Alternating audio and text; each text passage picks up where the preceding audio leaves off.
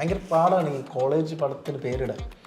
ഇത് ചിലപ്പോൾ അത് മീറ്റർ അങ്ങോട്ട് വീഴും. വാരണായിരത്തിൽ സൂര്യയുടെ ആദ്യത്തെ ഗെറ്റപ്പ് അത് ഭയങ്കര ഇൻസ്പയർഡ് ആയിരുന്നു. ഫസ്റ്റ് സൂര്യനെ കാണിക്കുന്നു, കുത്സരിക്കൊട്ടൻ വെള്ളയാണി ചരട് പൊട്ടിക്കുന്നു എന്നൊക്കെ പറയുമ്പോൾ നമ്മൾ കൽക്കിയിലെ മ്യൂസിക്കൊക്കെ റെഫറൻസ് വെച്ചിട്ടുണ്ട്. മറ്റേ അഹം ബ്രഹ്മാത്മി അങ്ങനത്തെ ഈ ടൊവിനോയുടെ ക്യാരക്ടർ. ഇത് ആക്ച്വലി ഞാൻ വേറൊരു പടം ജ്ഞാനഗുണ്ട എന്ന് പറഞ്ഞിട്ട് ടൈറ്റിൽ ചെയ്യാൻ ഇരുന്ന ക്യാരക്ടറാണ്. ഈ ക്യാരക്ടർ റിയൽ ക്യാരക്ടറാണ്. 3 Idiots ഒരുപാട് ഇഷ്ടപ്പെട്ട പടമാണ്. 3 Idiots ആക്ച്വലി അതിൻ്റെ ലാസ്റ്റ് ഒരു ക്രൈസിസ് അവർ മാനേജ് ചെയ്യുന്നുണ്ടല്ലോ, ഒരു പ്രഗ്നൻസിയുടെ ഡെലിവറി അങ്ങനെ ചെയ്യുന്നതല്ലേ. 3 Idiots സിനിമ നമ്മൾ തുടങ്ങുന്ന 3 Idiots റെഫറൻസ് പറഞ്ഞുകൊണ്ടാണ്. അരുൺ തിരുവനന്തപുരത്ത് ഉള്ള ആളായിട്ട് അവിടുത്തെ ഒരു ഗുണ്ട സംഭവമൊക്കെ കുറച്ചുകൂടെ പരിചിതമായതുകൊണ്ട് ഈ ക്യാരക്ടർ ഡിസൈൻ ചെയ്യാൻ കുറച്ചുകൂടി ഈസി ആയിരുന്നു എന്നുള്ളത് അങ്ങനെയാണോ? പുള്ളി നന്നായിട്ട് പാടും, സ്റ്റേജിൽ പാടും, പരിപാടിക്ക് പോകാറുണ്ട്. പുള്ളി പാടുമ്പോൾ ആരെങ്കിലും കൂവുകയാണെങ്കിൽ പുള്ളി പോയി ഇടിക്കും. പുള്ളിക്കാരൻ്റെ പാട്ട് കേട്ടിട്ടുണ്ടോ? പുള്ളിയുടെ പാട്ട് ഞാൻ കേട്ടിട്ടുണ്ട്, പുള്ളി നന്നായിട്ട് പാടും. പക്ഷെ ആരെങ്കിലും കൂവുകയാണെങ്കിൽ പുള്ളി ഇടിക്കും. അല്ല, ഇപ്പം റിയ അതിനകത്ത് ഇപ്പം മുറഗാമി ആ ഒരു സീൻ ഉണ്ടല്ലോ, അത് ഭയങ്കര കോമഡി സീനല്ലേ? ശരിക്കും അതൊക്കെ നടന്ന സംഭവമാണെന്ന് പറയാം.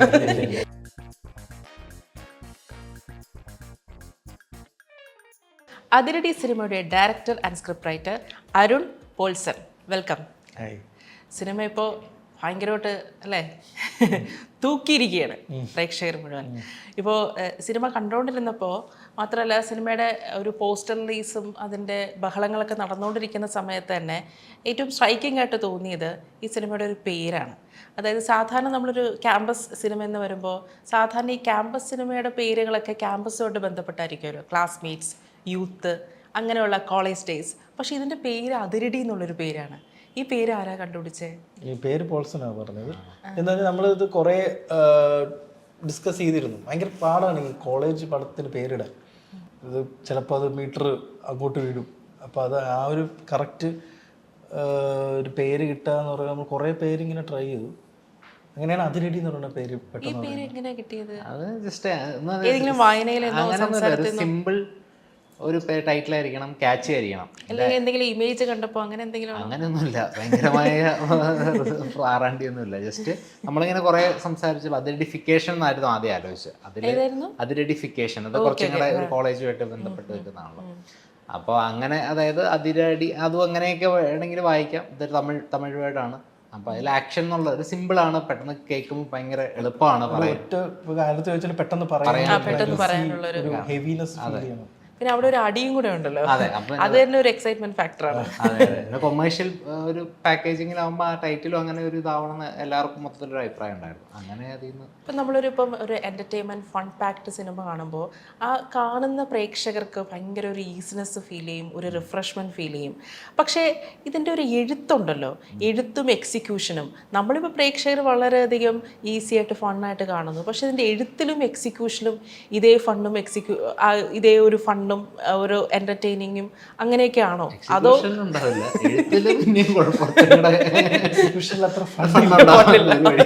അറിയാലോ, കണ്ടായിരുന്നല്ലോ. അതെ, ഞാനത് കണ്ടപ്പോൾ തന്നെ വിചാരിച്ചു ഇതിന്റെ പിന്നിലുള്ള പരിപാടികൾ എങ്ങനെയായിരിക്കും. വൈകുന്നേരം ക്ലൈമാക്സ് ഷൂട്ട് ചെയ്യാനായിട്ട് അപ്പാർട്ട്മെന്റിൽ നമ്മളെല്ലാവരും കാറിൽ പൊക്കോണ്ടിരുന്നപ്പോൾ നമ്മൾ ഫിസാറ്റിലാണ് ഷൂട്ട് ചെയ്തത്. ഫിസാറ്റ് എത്താറായപ്പോൾ റോഡ് മുഴുവൻ ബ്ലോക്ക്. നമുക്ക് 6:30 ഷൂട്ട് തുടങ്ങണം. ഇതെന്താണ് ഇവിടെ ഇത്ര ബ്ലോക്ക്, ഇത് ആരാണെന്നൊക്കെ പറഞ്ഞ് കാറിൽ നിന്നൊക്കെ ഇറങ്ങിയപ്പോൾ കുറേ ബസ്സുകൾ ഇങ്ങനെ റോഡിൽ ബ്ലോക്ക്. അപ്പോൾ ഞാൻ അന്വേഷിച്ചപ്പോൾ ഇത് ഷൂട്ടിന് വന്ന പിള്ളേരാണ്. അപ്പോഴാണ് ആലോചിച്ച് ഇതൊക്കെ നമ്മുടെ ഷൂട്ടിങ് നമ്മൾ പറഞ്ഞ ഇതിൻ്റെ പേരിൽ വന്നതാണ്, ജൂനിയേഴ്സ് വന്നതാണ്. അപ്പം അത്രയും പേര്. അപ്പോൾ അത് എക്സിക്യൂഷൻ കോമഡി ഒന്നും അല്ലേ, അതിൻ്റെ ഒരു വല്ലാത്തൊരു ബുദ്ധിമുട്ടുണ്ട്.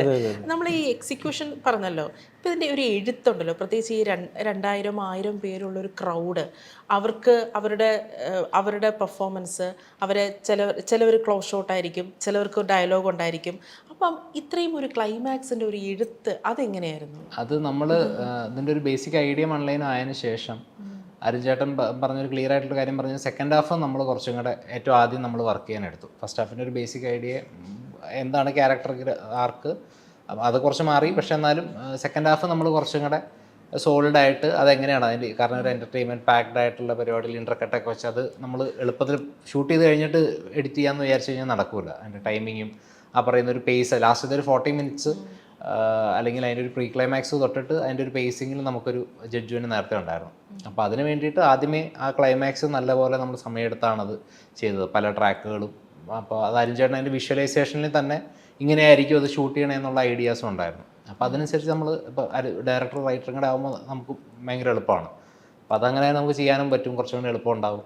ഇപ്പോൾ ഈ കാതലിന്റെ സ്ക്രിപ്റ്റ് റൈറ്റർ ആയിരുന്നു നെയ്മർ. ഇപ്പോൾ കാതലിനെക്കാട്ടി മെന്റലി ഡിഫറെൻ്റ് ആയിട്ടുള്ളൊരു ജോണറാണിത്. ഇപ്പോൾ പലപ്പോഴും ഞാൻ കേട്ടിട്ടുണ്ട് ഈ പല ഡയറക്ടേഴ്സും സ്ക്രിപ്റ്റ് റൈറ്റേഴ്സും പറയുന്നത് അവരുടെ ഒരു താല്പര്യമുള്ള ഒരു ഫീൽഡ് കാണുമല്ലോ. ഇപ്പോൾ നമ്മൾ അസ്വസ്ഥമായ മനസ്സോടെയാണ് ഇരിക്കുന്നതെങ്കിൽ നമ്മൾ എഴുതുന്ന സ്ക്രിപ്റ്റും അതിൻ്റെ ഒരു പ്ലോട്ടും അതിൻ്റെ സബ്ജക്റ്റൊക്കെ കുറച്ചൊരു ഡിസ്റ്റർബിങ് ആയിട്ടുള്ളൊരു കോണ്ടന്റ് ആയിരിക്കും. അപ്പോൾ പൊതുവെ എങ്ങനെയാണ്, നിങ്ങൾ വളരെ ഹ്യൂമർ സെൻസ് ഉള്ള വളരെ ഹാപ്പി ആയിട്ടുള്ള ആൾക്കാരായോണ്ടാണോ ഇത്തരത്തിലൊരു ഫൺ മോഡിലുള്ള ഒരു പടം എടുക്കാൻ പറ്റുന്നത്? ഞങ്ങളുടെ ഇടയിൽ നിന്ന് തന്നെ നമ്മൾ തമാശ ഓൾറെഡി നമുക്ക് ഇങ്ങനൊരു പടമാണ് ചെയ്യേണ്ടതെന്നുള്ള തന്നെയായിരുന്നു ക്ലാരിറ്റി. ആദ്യമേ നമുക്ക് കോളേജ് ഒരു പടം എല്ലാവരും തിയേറ്ററിൽ വന്നിരുന്ന് കൈയടിച്ച് ചിരിച്ച് എൻജോയ് ചെയ്ത് പോകുന്നൊരു പടം നമുക്ക് ചെയ്യാം എന്ന് പറഞ്ഞിട്ടാണ് തുടങ്ങുന്നത്. അപ്പോൾ അതങ്ങനെ തന്നെയാണ് അതിൻ്റെ റിസൾട്ട്. വളരെ ലൈറ്റ് ഹാർട്ടഡ് ആയിട്ടുള്ള ഒരു കോൺഫ്ലിക്റ്റ് ഉണ്ടെങ്കിൽ പോലും അതിന് അതിൻ്റെതായ ഒരു രണ്ടാൾക്കാരും അങ്ങനെ ഒരു വില്ലൻ ആവാതെയും ഭയങ്കര ഹീറോ ആവാതെയും ഒരു വൾണറബിൾ ആയിട്ടുള്ള കുറച്ചും കൂടെ ലൈക്കബിൾ ആയിട്ടുള്ള അങ്ങനെ ഒരു ലൈറ്റ് ഹാർട്ടഡ് ആയിരിക്കണം ത്രൂ ഔട്ട് എന്നുള്ളതിനും കൃത്യമായ ഐഡിയ ഉണ്ടായിരുന്നു. ചിരിപ്പിക്കുക എന്നുള്ള അത് ഭയങ്കര ബുദ്ധിമുട്ടുള്ള കാര്യമാണ്. അതെങ്ങനെ ഈ ചിരിപ്പിക്കുക എന്നുള്ള വളരെ ബുദ്ധിമുട്ടുള്ള കാര്യമാണല്ലോ. അത് എഴുത്തിലാണെങ്കിലും നമ്മളൊരു കോമഡി ഇപ്പോൾ പോൾസണോ അല്ലെങ്കിൽ നമ്മൾ ആലോചിക്കുന്ന സമയത്ത് നമ്മൾ ചിരിക്കുമല്ലോ, ആ ചിരി തിയേറ്ററിൽ കിട്ടും. ഓക്കെ നിങ്ങൾ തമ്മിലുള്ള എഴുത്തിലും സംസാരത്തിന്റെ ഇടയിലല്ലേ തർക്കങ്ങൾ ഉണ്ടാവാറുണ്ട് പരസ്പരം? ഇഷ്ടംപോലെ ഉണ്ട്. ഫ്ലാഷ് മോബിന്റെ സീനൊക്കെ അത് ആദ്യം അത് പറയുമ്പോൾ ആദ്യം കിട്ടുന്ന ആദ്യമായിട്ട് ഈ ഐഡിയ പറയുമ്പോൾ നമുക്ക് ചിരി ഉണ്ടാവും. അത് ഓർക്കുമ്പോൾ ഇവരിങ്ങനെ ഓടി വന്നിട്ട് അത് ഓർക്കുമ്പോൾ നമ്മൾ മനസ്സിൽ അത് ആലോചിക്കുമ്പോൾ അത് ചിരി ഉണ്ടെങ്കിൽ ആ ചിരി നമുക്ക് തിയേറ്ററിൽ കിട്ടും. കാരണം എന്ന് വെച്ചാൽ ഓൺ ദ ഗോയിൽ പയ്യതില്ലാതാവും, നമുക്കതില്ലാതാവും. അവസാനം നമുക്ക് സിനിമ കണ്ട ഒരു പോയിന്റ് എത്തി കഴിയുമ്പോഴത്തേക്കും നമുക്കൊന്നും ചിരി വരില്ല. കാരണം നമ്മൾ അതിലൂടെ അത്ര ഇറ്ററേഷൻസ് പോയി കഴിയുമ്പോഴത്തേക്കും ഇതൊക്കെ തിയേറ്ററിൽ വർക്ക് ആവൂടെ എന്നുള്ളൊരു അവസ്ഥയിലേക്ക്. നിങ്ങളൊരു തേർഡ് പേഴ്സണോട് ചോദിക്കാറുണ്ടോ ഈ എഴുത്തിന്റെ സമയത്ത് ഹ്യൂമർ സാധനങ്ങളൊക്കെ ഡിസ്കസ് ചെയ്തിട്ട് അത് ബേസിലിനോട് ചോദിക്കാറുണ്ട്? നമ്മൾ ഫുൾ നരേഷനാണ് ചെയ്തത്. സ്ക്രിപ്റ്റ് മുഴുവൻ കഴിഞ്ഞിട്ട് നരേറ്റ് ചെയ്തത്. നരേറ്റ് ചെയ്യുമ്പോൾ അവർ ചിരിക്കുന്നുണ്ട്. കാരണം അവരിത് ആലോചിക്കുമ്പോൾ അവർക്കത് വിഷ്വലി കാണാൻ പറ്റുന്നുണ്ട്. അപ്പോൾ അതുകൊണ്ടാണ് അവർ ചിരിക്കുന്നത്. പിന്നെ നമ്മൾ കോമഡിയൊക്കെ എന്ന് പറയുമ്പോൾ നമ്മൾ കുറച്ച് റിയൽ ഇപ്പോൾ ഹോസ്പിറ്റൽ സീനിൽ വെച്ചിട്ട് ഇപ്പോഴും മറ്റേ അഗ്നിവേശ് എന്ന് പറയുന്ന ക്യാരക്ടർ ഫോൺ ശുഭദിനം പറയുന്നുണ്ടല്ലോ. അപ്പോൾ അതിന് വേറെ കോമഡി, ഭയങ്കര കോമഡി ആയിട്ടൊന്നുമല്ല, വളരെ സീരിയസ് ആയിട്ടൊരു പുള്ളി ഇത് പ്രസന്റ് ചെയ്യുന്നത്. തെലുങ്കിലും തമിഴിലും എന്തോ പറയുന്നുണ്ട്, ആദ്യത്തെ ഇടുന്നു. അപ്പോൾ രണ്ടാമത്തത് ഹിന്ദിയിൽ എന്തോ പറയുന്നുണ്ട്. അപ്പോൾ ശ്രീകുട്ടൻ പറയുന്നുണ്ട് ഇടണ്ട, എന്നിട്ടും അത് പ്ലേ ആവുന്നു. അപ്പോൾ അത് കട്ട് ചെയ്യുന്നു. ഇവിടെ വളരെ സീരിയസ് ആണ് സിറ്റുവേഷൻ, പക്ഷെ അത് കോമഡി ആകെയാണ്. അപ്പോൾ ഇതൊക്കെ ഡിസ്കസ് ചെയ്യുന്ന സമയത്തും നമുക്ക് ആ ചിരി കിട്ടുന്നുണ്ടായിരുന്നു. ഇപ്പോൾ ടോവിനോയുടെ കഥാപാത്രം ഈ സിനിമയിൽ സത്യം പറഞ്ഞാൽ സിനിമ തൂക്കിയത് ടോവിനോയുടെ കഥാപാത്രം എല്ലാവരും നല്ലതായിരുന്നു. പക്ഷെ ടോവിനോയുടെ കഥാപാത്രത്തിനോട് നമുക്ക് വല്ലാത്ത രീതിയിലുള്ള ഒരു അടുപ്പം, മാത്രമല്ല ഈ ഇടയ്ക്ക് ടോവിനോയുടെ സിനിമകളിൽ നിന്ന് നോക്കുമ്പോൾ ഈ ഒരു കഥാപാത്രം കുറച്ചുകൂടെ നമുക്ക് ടോവിനോട് ആ കഥാപാത്രത്തിനോട് വളരെയൊരു കണക്ഷൻ തോന്നുന്നുണ്ട്.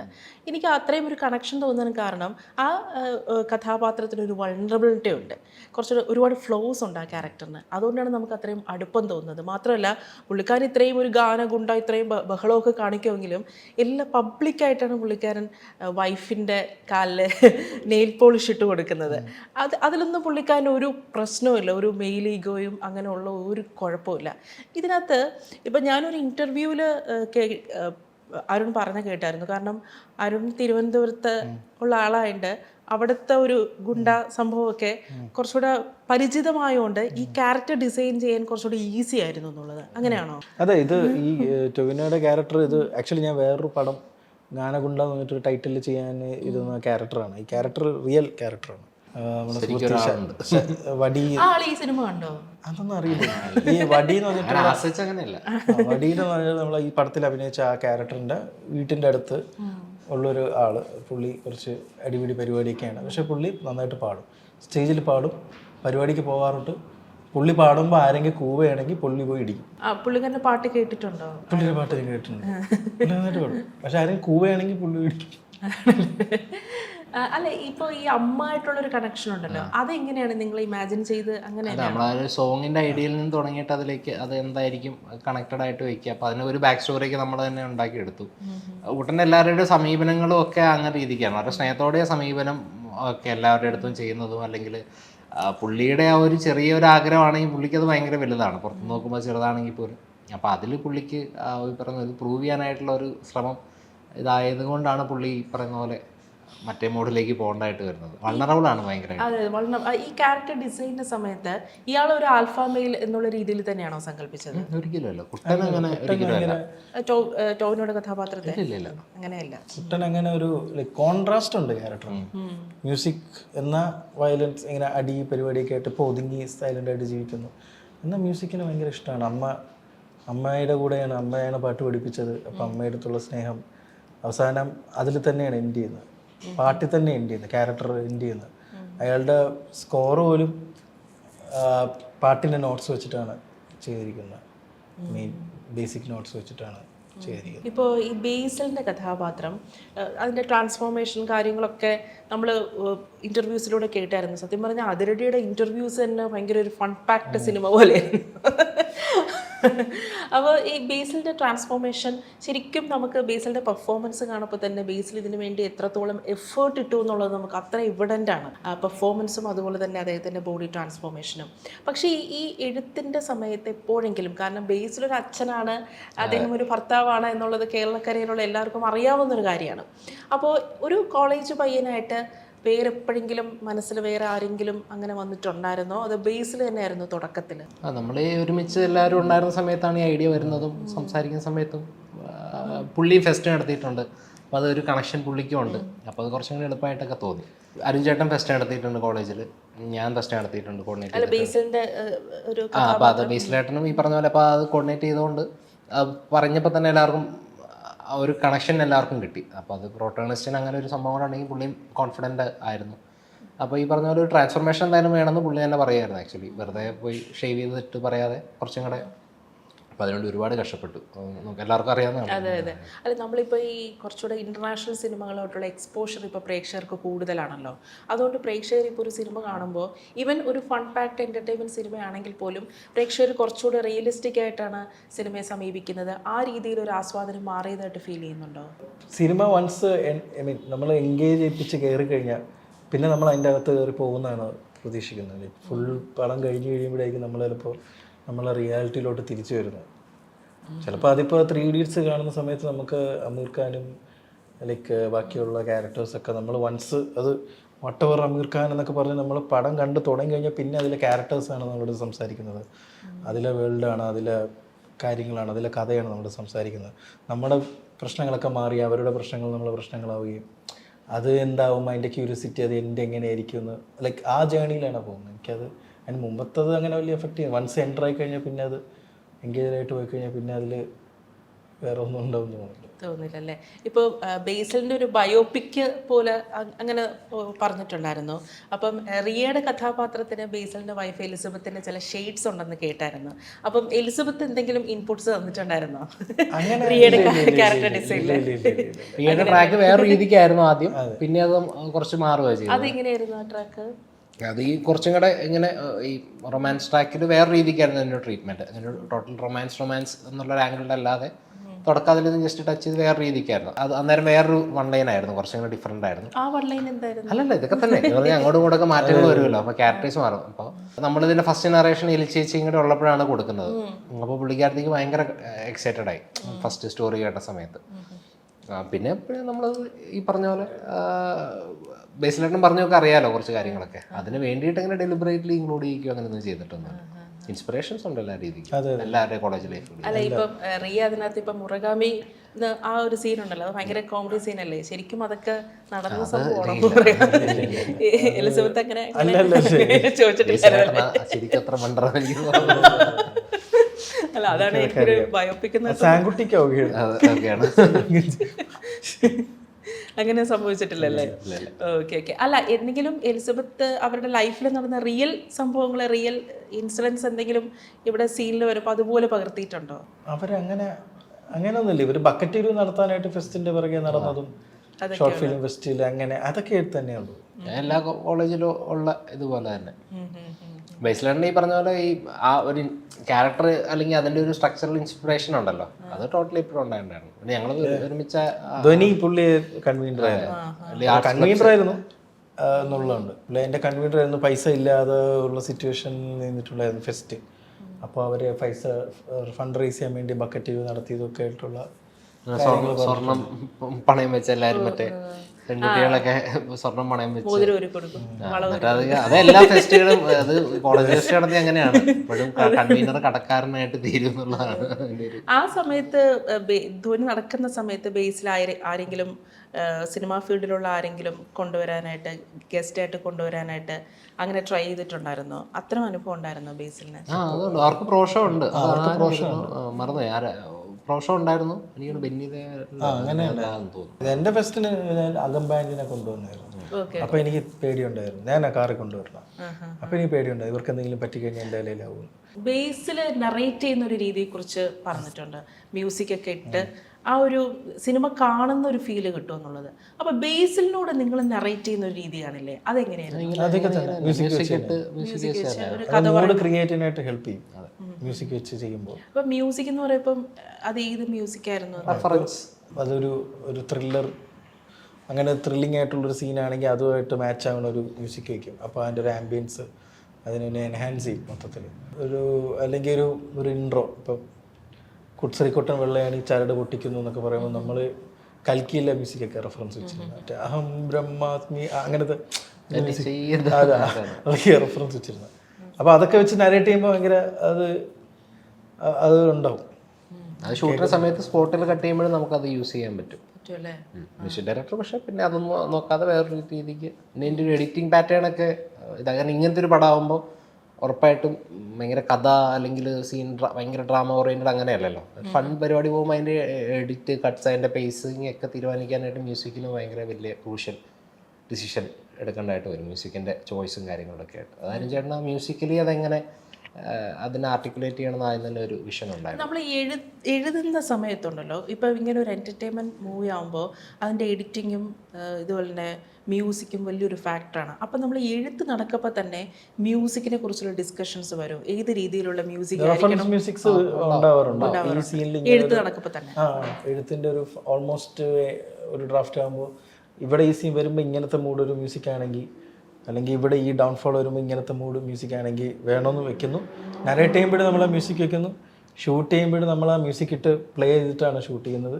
സ്പോട്ട് എഡിറ്റിൽ നമ്മൾ ആ മ്യൂസിക് റെഫറൻസ് വെച്ചിട്ടാണ് ചെയ്യുന്നത്. ഈ ബേസിലിൻ്റെ ഈ ലുക്ക് ഉണ്ടല്ലോ, ഈ ബാക്കിൽ മുടിയും ഈ പല്ലിക്കമ്പിട എന്നുള്ള പരിപാടിയൊക്കെ ഉണ്ടല്ലോ, അതൊക്കെ എവിടെ നിന്നായിരുന്നു? അതൊക്കെ ഒരു ഇമാജിനേഷനിൽ നിന്ന് വന്നതാണോ അതോ റെഫറൻസ് ഉണ്ടായിരുന്നു? ഈ വാരണായിരത്തിൽ സൂര്യയുടെ ആദ്യത്തെ ഗെറ്റപ്പ് അത് ഭയങ്കര ഇൻസ്പയർഡ് ആയിരുന്നു. ഫസ്റ്റ് സൂര്യനെ കാണിക്കുന്നു. അപ്പോൾ അതിൽ ഉള്ള ഒരു മുടി വളർത്തിയതും പിന്നെ ബ്രേസസ് ഒക്കെ അത് വെച്ച് നോക്കിയതാണ്. അത് വന്നു കഴിഞ്ഞാൽ ഒരു ചേഞ്ച് ഫീലിംഗ് ഫസ്റ്റ് ബേസിനെ കാണിക്കുമ്പോൾ. പിന്നെ അതിന് നേരെ അതിൻ്റെ ഒരു ഡിഫറെൻ്റ് ആണ് പുള്ളി 4th ഇയർ ആകുമ്പോൾ ഒരു കുറച്ച് മെച്ചുവേർഡായിട്ട് ഫീൽ ചെയ്യാൻ വേണ്ടി. അപ്പോൾ തുടക്കത്തിൽ പുള്ളി കുറച്ച് ഒരു +2 കഴിഞ്ഞ് 2 വർഷം കഴിഞ്ഞ് കോളേജിൽ വരുന്നൊരു കുട്ടിയുടെ ഒരു ബോഡി ലാംഗ്വേജ് അങ്ങനെ തന്നെ പിടിച്ചിട്ട് ലേറ്റർ കുറച്ച് മെച്ചുവേർഡായിട്ടൊരു ബോഡി ലാംഗ്വേജ് ആയിരുന്നു. ഈ പല്ലിക്കമ്പിട എന്നുള്ള അത് ആയിരുന്നു ആദ്യം വെച്ചത് തന്നെയായിരുന്നു. നമ്മൾ ഡബ് ചെയ്യുമ്പോഴും പല്ലിക്കമ്പി ഇട്ടാ പുള്ളി ഡബ് ചെയ്തത് ആ സീൻസ് അല്ലേ? ഓക്കെ. പിന്നെ ഈ ടോവിനോടെ ഒരു കഥാപാത്രം ഉണ്ടല്ലോ, ശരിക്കും ടോവിനോ ഈ കഥാപാത്രത്തെക്കുറിച്ച് കേട്ടപ്പോൾ പ്രത്യേകിച്ച് ഒരു നെഗറ്റീവ് ഷെയ്ഡുള്ള ഒരു വില്ലൻ കഥാപാത്രമാണ്. അദ്ദേഹത്തിൻ്റെ ഒരു ഫസ്റ്റ് റിയാക്ഷൻ എന്തായിരുന്നു? കാരണം ബേസിൽ അവർ സുഹൃത്തുക്കളാണ്, പക്ഷെ അതിനേക്കാളൊക്കെ ഉപരിയായിട്ട് ഇപ്പോൾ ഇത്രയും ഒരു നെഗറ്റീവ് ബേസിലുള്ളൊരു കഥാപാത്രം അത് എനിക്ക് സത്യം പറഞ്ഞാൽ ആ സിനിമ കണ്ടപ്പോൾ ടോവിനെ അല്ലാതെ വേറൊരാളത് ചെയ്താൽ വർക്കാവില്ല എന്ന് എനിക്ക് തോന്നിയായിരുന്നു.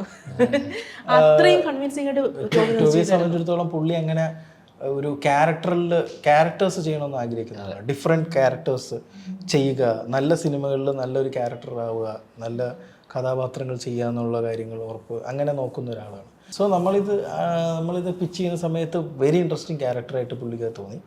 ലൈക്ക് പുള്ളി ചെയ്യാത്തൊരു പരിപാടി, ലൈക്ക് സ്ലാങ് ഉണ്ട്, കുറച്ച് പണിയെടുക്കാനുണ്ട് പുള്ളിക്ക്. അത് ചെയ്യാമെന്നുള്ളൊരു ഐഡിയ പുള്ളി അതിനെക്കുറിച്ച് പറയുന്നുണ്ട്. പുള്ളി ബാക്കി സെറ്റുകളിലൊക്കെ പോകുമ്പോൾ ഈ ക്യാരക്ടറിനെ കുറിച്ച് പറയുന്നുണ്ട്, ഒരു ഡിഫറെൻറ്റ് പരിപാടിയാണെന്ന് പറയുന്നുണ്ട്. അതിനുവേണ്ടി ടോവി എടുത്ത ഒരു എഫേർട്ട്, സ്ലാങ് വോയിസ് നോട്ടുകൾ അയച്ചു കൊടുക്കുകയും, voice note in the sense സ്ലാങ്ങിൽ നമ്മൾ സോനു സുരേന്ദ്രൻ പുള്ളി സ്ലാങ്ങിൽ ഇത് ഡയലോഗ് പറഞ്ഞിട്ട് ആ സ്ലാങ് വോയിസ് നോട്ട് നമ്മൾ അയച്ചു കൊടുത്തത് ടോവി അതിരുന്ന് പ്രോപ്പറായിട്ട് അത് പഠിക്കുകയൊക്കെ ചെയ്ത് അതിനുവേണ്ടി എഫേർട്ട് എടുത്തിട്ടുണ്ട്. ഞാൻ ഓൾറെഡി പറഞ്ഞിട്ടുണ്ട് ഇതിൽ പാട്ട് പാടണം, ഡാൻസ് കളിക്കണം. ഐ മീൻ ആ ക്യാരക്ടറിലുണ്ടാകുന്ന ഒരു എക്സൈറ്റ്മെൻറ്റിലാണ് പുള്ളി വരുന്നത്. ഇതായാലും അതൊക്കെ നല്ല, പ്രത്യേകിച്ച് ടോമിന് ഡാൻസ്, ഈ ഗുണ്ടാസംഘങ്ങളുടെ ഒപ്പം ഡാൻസ് കളിക്കുന്ന ഒരു രംഗമൊക്കെ ഉണ്ടായിരുന്നല്ലോ. പിന്നെ ഈ സിനിമയിലെ ഈ ബുദ്ധിയും ശക്തിയും തമ്മിലുള്ള ഒരു ഫൈറ്റാണല്ലോ മെയിനായിട്ട് ഇവിടെ നടക്കുന്നത്. എനിക്ക് അവസാനം ബുദ്ധി ജയിക്കുന്നു എന്നുള്ളൊരു സംഭവം ഉണ്ടല്ലോ. പ്രത്യേകിച്ച് അതിനകത്ത് റോബർട്ട് അതിൻ്റെ ഒരു പ്രത്യേകം നമ്മളത് കാണിക്കുന്നുണ്ട്. പിന്നെ അതുപോലെ തന്നെ ബേസിലുണ്ടാക്കിയ ആ ഒരു മിഷൻ ഉണ്ടല്ലോ, അതെല്ലാം ബുദ്ധിയിലൂടെയാണ് കാര്യങ്ങളെല്ലാം ഇവിടെ നേടിയെടുക്കുന്നത്. ആ ഒരു സംഭവം, അങ്ങനെ ഒരു സംഭവം പ്രേക്ഷകരിലേക്ക് എത്തണം എന്നുള്ളൊരു ഇത് എഴുത്തിൻ്റെ സമയത്തുണ്ടായിരുന്നു. അതെ, നമ്മൾ ഓൾറെഡി ഇവര് എന്തായാലും ഇവരെ ഇത് തിരിച്ചെടുത്തുകൊണ്ട് വരിക എന്നുള്ളത് കായികമായിട്ട് പറ്റില്ല. സോ വി ക്യാൻ എഞ്ചിനീയറിങ് വെച്ച് തന്നെ ഇവരെ ചെയ്ത അങ്ങനെയൊക്കെ തന്നെ പറ്റുള്ളൂ എന്നുള്ള ഐഡിയ ഓൾറെഡി ഉണ്ടായിരുന്നു. അത് ഏതെങ്കിലും ഒരു സിനിമയിലായിരുന്നോ, എവിടെന്നെങ്കിലും റെഫറൻസ് അങ്ങനെ ഉണ്ടായിരുന്നോ? അങ്ങനെയല്ല, അവർ ഇപ്പോൾ എഞ്ചിനീയറിംഗ് പിള്ളേരാകുമ്പോൾ നമ്മളൊരു ഫെസ്റ്റ് ബേസ് ചെയ്യാൻ നടക്കുന്നത്. അപ്പോൾ അതിൻ്റെ അകത്ത് ഈ പറയുന്ന ഇതിൻ്റെയൊക്കെ പല ഷെയ്ഡിലുള്ള സംഭവങ്ങളുണ്ടാവും. അപ്പോൾ അതിനെ യൂസ് ചെയ്യുന്നത് ഒരു സ്ക്രീൻ പ്ലേ ലെവലിൽ അത് നന്നായിരിക്കും. നമ്മൾ ഓൾറെഡി കണ്ട സംഭവങ്ങൾ യൂസ് ചെയ്യുന്നതിൻ്റെ ഒരു 3 Idiots ഒരുപാട് ഇഷ്ടപ്പെട്ട പടമാണ്. അതെ, 3 Idiots ആക്ച്വലി അതിൻ്റെ ഒരു ലാസ്റ്റ് ഒരു ക്രൈസിസ് അവർ മാനേജ് ചെയ്യുന്നുണ്ടല്ലോ, ഒരു പ്രഗ്നൻസിയുടെ ഡെലിവറി അങ്ങനെ ചെയ്യുന്നതല്ലേ. 3 Idiots അത് സിനിമ നമ്മൾ തുടങ്ങുന്നത് 3 Idiotsൻ്റെ റെഫറൻസ് പറഞ്ഞുകൊണ്ടാണ് അത് റെഡി തുടങ്ങുന്നത്. അപ്പോൾ അത് നല്ല രീതിക്ക് ഇൻഫ്ലുവൻസ് ചെയ്തിട്ടുണ്ട്. പിന്നെ ഈ പറഞ്ഞ പോലെ ഈ എന്താ പറയുക, നമ്മൾ അടിയും ഫുൾ പരിപാടികളാണെങ്കിലും അടിക്കണത് മാസമല്ല എന്ന് പറഞ്ഞ് നിർത്താനാണ് നമ്മളും ഉദ്ദേശിക്കുന്നത്. അപ്പോൾ ഈ പറഞ്ഞ പോലെ എങ്ങനെയാണ് അതിൻ്റെ ഒരു ഇപ്പോൾ പറയുന്നുണ്ടല്ലോ ചേട്ടൻ ഇങ്ങനെയൊന്നും അല്ല അതിൻ്റെ ഒരു രീതി എന്ന് പറഞ്ഞ് തീർക്കാനാണ് ഉദ്ദേശിക്കുന്നത് എന്നുള്ളതാണ്. നമ്മൾ ഈ ഫെസ്റ്റിൻ്റെ സമയത്തുള്ള ആ ഒരു സീക്വൻസുകളൊക്കെ ഉണ്ടല്ലോ, ഞാൻ കേട്ടത് ഒരു ആപ്പ് യൂസ് ചെയ്തായിരുന്നു. കാരണം ആ ഒരു ഇത് ചെയ്യാനായിട്ട് പ്രത്യേകിച്ച് അസിസ്റ്റന്റ് ഡയറക്ടേഴ്സൊക്കെ ഒരു പ്രത്യേക ആപ്പ് യൂസ് ചെയ്താണ് അതെല്ലാം സെറ്റാക്കി എന്നുള്ളത്. അതെന്താ? ബിഹൈൻഡ് ദ സീൻസ് എന്നാണ് ആപ്പിൻ്റെ പേര്. അപ്പോൾ അത് ജംഷി എന്നൊക്കെ പറഞ്ഞിട്ട് കുറച്ച് ഇവിടത്തൊക്കെ തന്നെ ഉള്ള കുറച്ച് പടങ്ങൾ അസോസിയേറ്റ് ഒക്കെ ആയിട്ട് നിന്നിട്ടുള്ള അവർ ഡെവലപ്പ് ചെയ്തൊരു ആപ്പാണ്. സോ അത് especially for Malayala cinema it works. Like അത് അസിസ്റ്റന്റ് ഡയറക്ടേഴ്സിന് എല്ലാവർക്കും ആപ്പ് സ്റ്റോറിൽ നിന്ന് ഡൗൺലോഡ് ചെയ്യാം. അതിൻ്റെ അകത്ത് നമ്മൾ പറഞ്ഞ പോലെ എല്ലാം നമുക്ക് അതിൻ്റെ അകത്ത് ഇൻപുട്ട് ചെയ്യാം. നമ്മൾ ഷൂട്ടിംഗ് സ്ക്രിപ്റ്റ്, ക്യാരക്ടേഴ്സ് എല്ലാം ഇട്ട് കഴിഞ്ഞാൽ നമുക്കിപ്പോൾ സാങ്കുട്ടി എന്നടിക്കുമ്പോൾ സാങ്കുട്ടിയുടെ എല്ലാ സീനുകളും വരും. എന്നിട്ട് നമുക്ക് ഈ സീനിൽ സാങ്കുട്ടി ടൊവിനെ മാത്രമുള്ള സീൻസ് അടിച്ചു കഴിഞ്ഞാൽ അത് വരും. ആ സീനിൽ ഇവരിട്ടിരിക്കുന്ന ഡ്രസ്സ്, പ്രോപ്പർട്ടീസ്, ലൊക്കേഷൻ്റെ മാപ്പ്, ഫോട്ടോസ്, സ്റ്റോറി ബോർഡ് എല്ലാം ഇതിൻ്റെ മൊബൈലിൽ ഇരുന്ന് നമുക്ക് ഇതില്ലെങ്കിൽ എന്ത് പറ്റുമെന്ന് പറഞ്ഞു കഴിഞ്ഞാൽ ഇതെല്ലാം പേപ്പറിലാണ്. അപ്പോൾ എന്ത് പറ്റുമെന്ന് പറഞ്ഞാൽ ഒരു അസിസ്റ്റന്റ് ഡയറക്ടർ നേരെ ഈ ഷൂട്ടിൻ്റെ ഇടയിൽ പോയിട്ട് എന്തെങ്കിലും ഡൗട്ട് ഉണ്ടെങ്കിൽ നേരെ യൂണിറ്റ് വണ്ടി പോയിട്ട് സ്ക്രിപ്റ്റ് ബോക്സ് തുറന്ന് ഈ പേപ്പർ എടുത്ത് ഈ മറ്റേ പേപ്പർ എടുത്ത് അത് ഇങ്ങോട്ട് ക്രോസ് ചെക്ക് ചെയ്ത് ഏകദേശം ഒരു 20 മിനിറ്റത്തെ ഒരു പ്രോസസ്സാണ്. അത് തന്നെ അല്ലാതെ ഇതിൻ്റെ ഇടയ്ക്ക് വിളിച്ച് പറയാത്തത് കൊണ്ട് മിസ്സാവുന്ന കുറേ കമ്മ്യൂണിക്കേഷൻ ഉണ്ടാവും. ഇതെല്ലാം ഈ ആപ്പ് ഉള്ളതുകൊണ്ട് നമുക്കത് ഈസി ആയിട്ട് കമ്മ്യൂണിക്കേറ്റ് ചെയ്യാൻ പറ്റി. അത് അസിസ്റ്റന്റ് ഡയറക്ടേഴ്സിന് അത് ഭയങ്കരമായിട്ട് അത് ഹെൽപ്ഫുള്ളായിരുന്നു പലതും കോർഡിനേറ്റ് ചെയ്യാൻ. ഇപ്പോൾ ഒരാൾ ലൊക്കേഷനിലേക്ക് വരണം, അപ്പോൾ ഇതിൽ തന്നെയുണ്ട് നമ്മൾ നേരെ ഇത് അയച്ചു കൊടുത്തു കഴിഞ്ഞാൽ ഒരാൾക്ക് വാട്സപ്പിൽ ഓപ്പൺ ചെയ്ത് ഈ ലൊക്കേഷനിലാണ്, ഓക്കെ ഇവിടെ ഇപ്പോൾ എന്തൊക്കെ ചെയ്തു. അതല്ലാതെ പ്രൊഡ്യൂസറിന് ഈ ആപ്പ് ആക്സസ് ചെയ്ത് കഴിഞ്ഞാൽ ഈ ആപ്പിൻ്റെ അകത്ത് പ്രൊഡ്യൂസർ നോക്കുമ്പോൾ ഇന്ന് എന്തോരം ഷൂട്ട് ചെയ്തു, എന്തോരം ബാലൻസ് ഉണ്ട്, ഇപ്പം എന്താ അതറിയാം, ഇപ്പം എന്താണ് അവിടെ നടക്കുന്നത്, എത്ര ബാലൻസ് ഉണ്ട്, ഇതൊക്കെ നമുക്ക് പ്രൊഡ്യൂസറിന് അറിയാൻ പറ്റും. ഇപ്പോൾ സ്ക്രിപ്റ്റ് റൈറ്റിന് അങ്ങനെ എന്തെങ്കിലും ഒരു പുതിയ ടെക്നോളജി? കാരണം ഇപ്പോൾ പലരും പറയുന്നുണ്ടല്ലോ കുറേ കാലം കഴിയുമ്പോൾ AI ആയിരിക്കും സ്ക്രിപ്റ്റ് എഴുതാന്നുള്ളത്.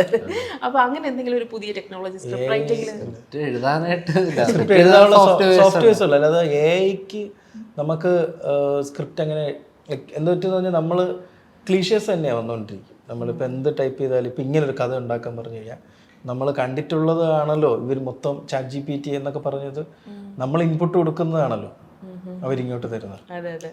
അപ്പോൾ അത് ഇപ്പം എന്തായാലും അതിനുള്ളൊരു ഇത് എത്തിയിട്ടില്ല എന്നാണ് തോന്നുന്നത്. ഒരു പുതിയൊരു ക്രിയേറ്റ് ഇപ്പം വെട്രിമാരൻ എഴുതുന്ന പോലത്തെ ഒരു വേൾഡ്, സ്റ്റോറി വേൾഡ്, ഒരു പുതിയൊരു കഥ ChatGPTന്ന് അങ്ങനെയൊന്നും എനിക്ക് തോന്നുന്നില്ല. അതിൻ്റെ ചില കോൺട്രാസ്റ്റ് സജഷൻസ് ഒക്കെ ചിലപ്പോൾ വരുമായിരിക്കും. ബൗൺസ് ചെയ്യാനായിട്ട് ഉപയോഗിക്കാം. നമുക്കൊരു ഓപ്പോസിറ്റ് ഇരിക്കുന്ന ഒരാളെ പോലെ ബൗൺസ് ചെയ്യാനായിട്ട് യൂസ് ചെയ്യാതെ.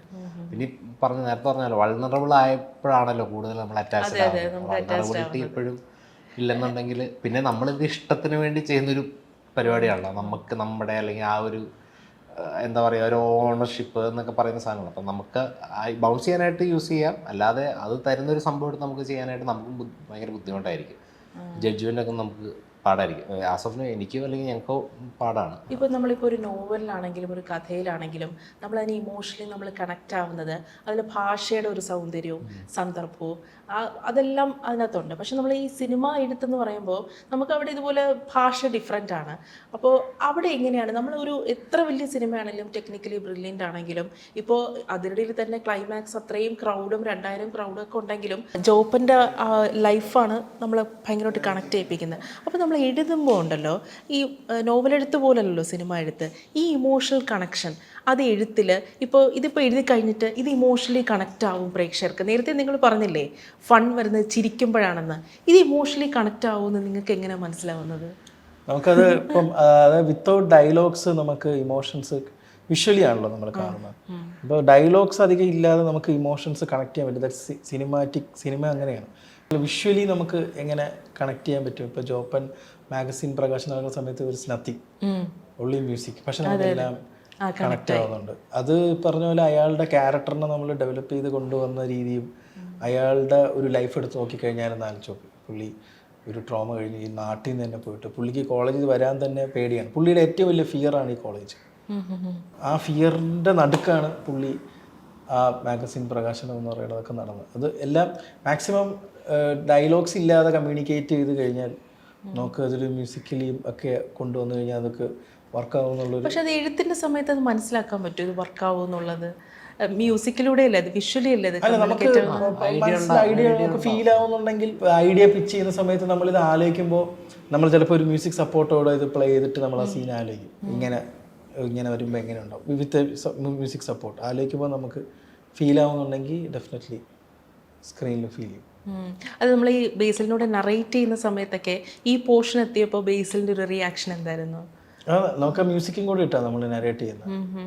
പക്ഷെ അതിനേക്കാളും വിഷ്വലി കുറച്ചുകൂടെ അല്ലേ, വിഷ്വലി കാണുമ്പോഴാണ് നമുക്ക് കുറച്ചുകൂടെ കിട്ടുന്നത്. ഈ ഇതിൻ്റെ ഒരു എഴുത്തിൽ ഏറ്റവും കൂടുതൽ നിങ്ങൾ കഷ്ടപ്പെട്ടൊരു പോർഷൻ ഏതാണ്? കാരണം വെട്ടിത്തിരുത്തി മാറ്റി വെട്ടിത്തിരുത്തിയല്ലോ. അങ്ങനെ നിങ്ങൾ ഒരുപാട് കൺഫ്യൂഷൻ ആയിട്ടുള്ള പോർഷൻ ഏതായിരുന്നു? നമ്മുടെ ആദ്യത്തെ ഒരു ഡ്രാഫ്റ്റ് നമ്മൾ പെട്ടെന്ന് എഴുതി തീർത്തായിരുന്നു ഞാനും അരിച്ചേട്ടനും. അതാണ് ഒരു വിധത്തിൽ ബേസിലാൻഡിൻ്റെ അടുത്ത് എല്ലാവരുടെ അടുത്ത് നറേറ്റ് ചെയ്തിട്ടുണ്ടായിരുന്നത്. അത് കഴിഞ്ഞിട്ട് കുറച്ച് അധികം ഇറ്ററേഷൻസ് വന്നിട്ടുണ്ടായിരുന്നു. ചില ഏരിയകൾ ഒന്നുകൂടെ കൺവിൻസ് ആക്കാനായിട്ടും ചില ഏരിയകൾ വേറെ ട്രാക്ക് പരിപാടി പിടിക്കാനൊക്കെ ആയിട്ട്. അപ്പോൾ അതേ സമയത്ത് പിന്നെ ഈ പറഞ്ഞ പോലെ ക്ലൈമാക്സിൻ്റെ ആ ഒരു ഏരിയ ഉണ്ടല്ലോ ഇന്റർകട്ടിലൊക്കെ വരുന്നത്, അവിടെ ഈ പറഞ്ഞ പോലെ പല ഇറ്ററേഷൻസ് പോകുമ്പോൾ ഇതാ വർക്കാവോ, ഇന്ന് വർക്കാവുന്നതായിരിക്കില്ല, 2 ദിവസം കഴിയുമ്പോൾ നമുക്ക് അതായിരിക്കും ശരി. അത് ഇങ്ങനെ വന്ന് ഒരു പരിപാടിയിലേക്ക് വരാനായിട്ട് കുറച്ച് നമുക്ക് ആ സെക്കൻഡ് ഹാഫിൽ ആ ബസ്സിൻ്റെ ഫ്രണ്ടിൽ ഇരിക്കുന്ന സീൻ ലോഗോയുടെ ഡിസൈൻ ഇവൻ്റെ ലൈഫായിട്ട് കണക്ട് ചെയ്യണം. ആ ഒരു ഏരിയ കുറച്ച് സമയം എടുത്തായിരുന്നു. അത് കണ്ടപ്പോഴാണ് ഭയങ്കരമായിട്ട് ടച്ചിങ് ആയിട്ടുള്ളൊരു ഇതാണ്. പ്രത്യേകിച്ച് അതിൻ്റെ എഴുത്തൊക്കെ ഉണ്ടല്ലോ, അത് ഭയങ്കരമായിട്ട് ടച്ചിങ് ആയിരുന്നു. അതായത് നമുക്ക് ആ സീൻ ഒരിക്കലും ഒരാൾ വന്നിട്ട് ഇപ്പോൾ പ്രിൻസിപ്പൾ വന്നിട്ട് എടാ നീ ഇങ്ങനെ ഇരിക്കാതെ എണീക്കുക എന്നൊക്കെ പറഞ്ഞ് പറയാൻ പറ്റാതെ നമ്മളതിനെ വേറെ ഏതെങ്കിലും രീതിയിൽ സാങ്കുട്ടിയുടെ ലൈഫിൽ ഏറ്റവും കൂടുതൽ ഇഷ്ടപ്പെടുന്നത് ചേട്ടനെയാണ്. ചേട്ടന് വേണ്ടിയാണ് ഇതെല്ലാം ചെയ്യുന്നത്. അപ്പോൾ ചേട്ടൻ്റെ തന്നെ എന്തെങ്കിലും ഒരു ഇത് കേട്ടാലായിരിക്കും പുള്ളി എവിടെ നിന്ന് എണീക്കും, പുള്ളിക്ക് എന്തെങ്കിലും തോന്നും. അപ്പോൾ അതിനെ എങ്ങനെ ക്ലവറായിട്ട് പ്ലേസ് ചെയ്യാം. അപ്പോൾ അതാണ് ഈ റേഡിയോനെ നമ്മൾ ഓൾറെഡി എസ്റ്റാബ്ലിഷ് ചെയ്ത് ആ റേഡിയോ ഡെഡിക്കേഷനിലൂടെയൊക്കെ ഇങ്ങനെ ഒരു സെറ്റപ്പ് നമ്മൾ ഓൾറെഡി സെറ്റ് ചെയ്ത് ദെൻ അതുവഴി ഈ ലോഗോ നമ്മൾ ആദ്യം മുതലേ ഈ പടത്തിൽ ലോഗോ നമ്മൾ കാണിക്കുന്നുണ്ട് പലയിടത്തും, ടീഷർട്ടിലും എല്ലാം ഇങ്ങനെ കാണിച്ച് പോയി. ദെൻ സെക്കൻഡ് ഹാഫിൽ ഈ ലോഗോയുടെ മീനിങ് വന്നു കഴിയുമ്പോൾ ഓക്കെ ഇതാണ് ലോഗോ. പിന്നെ ആ സാങ്കുട്ടിയുടെ ആ ക്യാരക്ടറിലും ത്രൂ ഔട്ട് ഡ്രസ്സിലൊക്കെ ഈ ലോഗോ ഉണ്ട്. നമുക്ക് എൻ്റെ വരെ അതുണ്ട്. ഇപ്പോൾ മാഗസിൻ്റെ പേര് അനന്തരം എന്നാണ് ഇട്ടിരിക്കുന്നത്. അതിനെന്തെങ്കിലും അതുകൊണ്ട് അല്ല ആഫ്റ്റർ ദ എൻഡ് എന്ന് പറയുന്ന ഒരു അർത്ഥമുള്ള അത് ആ മാഗസിൻ മേടിക്കുന്ന സമയത്ത് ജോപ്പൻ്റെ ഫീലിങ്സ് ഈസ് ബിയോണ്ട്. അതെ, അത് കഴിഞ്ഞിട്ടുള്ളൊരു ഈ മൂവോണ്ട് അപ്പുറത്ത്, അതായത് എല്ലാം കഴിഞ്ഞ് ഇനി എന്തെന്നുള്ളൊരു സാധനം ഉണ്ടല്ലോ. അപ്പോൾ റൈറ്റർ ആയിട്ടുള്ള രാജേഷ് പിന്നാടൻ പുള്ളിയാണ് ഇതിന് ആ ഒറ്റ വാക്ക് നമ്മളിങ്ങനെ എന്തോ ഒരു സംഭവം ഉണ്ടല്ലോ മലയാളത്തിൽ പറയാം, പക്ഷെ അത് കൃത്യമായിട്ട് കിട്ടണം. ബിയോണ്ട് എന്നായിരുന്നു എൻ്റെ ഐഡിയ. ഇതായിരുന്നു ബിയോണ്ട് എന്ന് വേണം അവിടെ, ബിയോണ്ട്. പക്ഷെ അത് ഇംഗ്ലീഷ് മാഗസിൻ ഒരു മലയാളം ബിയോണ്ട് ഒരു വേർഡ് വേണമെന്ന് പറഞ്ഞിട്ടാണ്. അതെ, പുള്ളിയെ വിളിച്ചപ്പോൾ തന്നെ പറഞ്ഞ് ആഫ്റ്റർ ദ എൻഡ് എന്നാണ്. അപ്പോൾ അനന്തരം എന്ന് പറഞ്ഞു. ഓക്കെ ശരി, അപ്പോൾ തന്നെ ഇതാണ് ഫിക്സ്. അങ്ങനെ പെട്ടെന്ന് ഫൈനലൈസ് ചെയ്തു. ഇപ്പോൾ ഈ സിനിമയിൽ ഏറ്റവും കൂടുതൽ കയ്യടി കിട്ടിയൊരു പോർഷനാണ് ക്യാമിയോ അപ്പിയറൻസ് ഹാഷിർ. അപ്പോൾ ഞാൻ ഒരിക്കലും പ്രതീക്ഷിച്ചില്ല ഹാഷിറിന് പ്രത്യേകിച്ച് ആ ഒരു സ്പോട്ടിൽ ഡെന്നിച്ചനായിട്ട്. പുള്ളിക്കാരൻ ഇങ്ങനെ ഒരു മഞ്ഞ BMW കോട്ട് സൂട്ടൊക്കെ ഇട്ട് നമ്മളെ നാടൻ സ്ലാങ്ങിൽ തന്നെ സംസാരിക്കുന്നു. ഞാൻ കേട്ടത് സഞ്ജു സാംസൺ ആയിരുന്നു അല്ലേ? രണ്ടാമത്തെ ആളായിരുന്നു ആൾക്കാരായിരുന്നു. ഒന്ന് സഞ്ജു, ഒന്ന് ഈ പറഞ്ഞ ക്യാമിയോ എന്ന് പറഞ്ഞ രണ്ടാമത്. അന്ന് ഹാഷിർ ഫൈനലായിട്ടില്ലായിരുന്നു. പിന്നെ നമ്മൾ ഇത് സെറ്റ് ചെയ്ത് വന്നപ്പോഴത്തേക്ക് ഹാഷിർ ആയിരിക്കും കറക്റ്റ് എന്നുള്ള ഒരു തീരുമാനത്തിലേക്ക് എത്തി. അത് സഞ്ജുവിനോട് പറഞ്ഞിട്ടുണ്ടായിരുന്നു ചോദിച്ചായിരുന്നു. അപ്പൊ എന്തായിരുന്നു റിയാക്ഷൻ? കുറച്ചുകൂടെ വലിയ റോള് തരാണെങ്കിൽ എന്നാലും ഹാഷറിന്റെ ആ ഒരു ഇതുണ്ടല്ലോ. മാത്രല്ല അതിന്റെ റിയാക്ഷനൊക്കെ ഹാഷർ തനിയെ കൈന്നിട്ടല്ലേ കാറിയിരുന്നുള്ള ആ പരിപാടിയൊക്കെ. പരിപാടികളൊക്കെ മറ്റേ ആക്ഷൻസും എക്സ്പ്രഷൻ കാരണം ആ ഒരു കരിസ്മ അതങ്ങ് പുള്ളി വന്നിട്ട് ആ സീൻ അങ്ങ് ഓൺ ചെയ്തങ്ങ് എടുക്കുകയായിരുന്നു. നമുക്ക് ബേസിക് പറയുന്ന ഡയലോഗുകൾ എന്താന്നുള്ള സാധനം ഉണ്ടായിരുന്നു. പിന്നെ അത് അവനങ്ങ് സെറ്റ് ചെയ്തു എന്നുള്ള സാധനം നമുക്ക്, അതായത് വരണം, മാസമായിട്ട് വരണം, പക്ഷെ അതിനൊരു ഫൺ പരിപാടിയായിട്ട് അങ്ങനെ പോകണം എന്നുള്ളൊരു ഐഡിയ കൃത്യമായിട്ടുണ്ടായിരുന്നു. ആ എഴുത്തിന്റെ സമയത്ത് അവിടെ ഒരു ക്യാമിയോ വേണം എന്നുള്ളത് ഉറപ്പിച്ചായിരുന്നു. പോസ്റ്ററിലൊക്കെ ഷാനിക്ക, വിനീത് ചേട്ടൻ ഇവരെ രണ്ടുപേരെയും പോസ്റ്റർ വെച്ചിട്ട് ഇവരുടെ ക്യാരക്ടർ ഉണ്ടെങ്കിൽ നമ്മൾ റിവീൽ ചെയ്തില്ല, ഹൈഡ് ചെയ്ത്. അപ്പൊ ആളുകളെല്ലാം അങ്ങോട്ട് ഡീവിയേറ്റ് ആയി പോയി. പക്ഷെ യഥാർത്ഥ ജാക്ക് പോട്ട് നമ്മൾ ഇങ്ങനെ ഡീവിയേറ്റ് ചെയ്തു നമ്മളെല്ലാരും. അപ്പൊ ആരും എക്സ്പെക്ട് ചെയ്യണില്ല.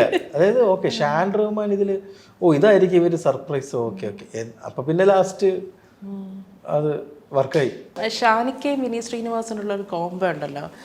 പ്രത്യേകിച്ച് ഷാനിക്കയുടെ പെർഫോമൻസിൽ നമുക്ക് ആ ഒരു ഇന്നസെൻ്റ് ആയിട്ടുള്ളൊരു ഭയം ഉണ്ടല്ലോ, നിഷ്കളങ്കമായിട്ടൊരു ഭയം. അത് ഭയങ്കരമായിട്ട് നമുക്ക് ഭയങ്കര രസകരമായി തോന്നുന്നൊരു സംഭവമാണ്. പിന്നെ വിനീത് ശ്രീനിവാസൻ്റെ ബസ്സിൻ്റെ മുകളിൽ നിന്ന് ആ പാട്ട് പാടുന്ന ആ ഒരു സീനുണ്ടല്ലോ, അതായിരുന്നു നമ്മളെ പറയും ഈ രോമാഞ്ചിഫിക്കേഷൻ തരുന്നൊരു സീനായിരുന്നു.